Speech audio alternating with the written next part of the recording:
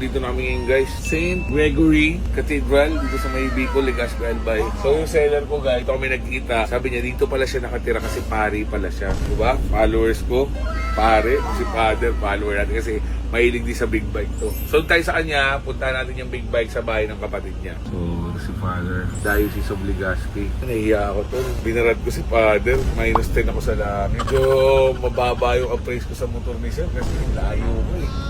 Kaya tuloy. Minus 10 ako sa langit.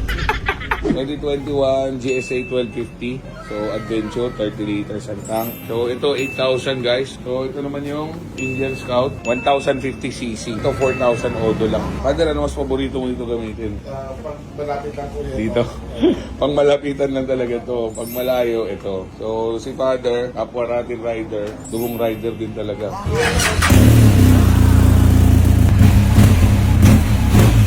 Pero father, pinakamahirap ibenta to na cruiser ha. Opo, ang Indian, isa sa pinakamahirap na ibenta na cruiser.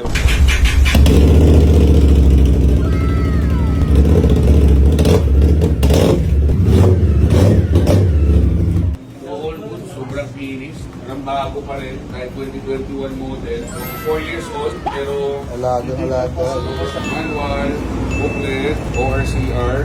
Under sa name ni Father, 2020 year model, 2021 acquired. So, dalawang original key. So, ito yung sa BMW R1250 na GSA Adventure, manual booklet, ORCR. Naka-encumbered siya, may video, Unibank. So, receipt from BMW. So, may release na siya, release ng Shuttle Morte.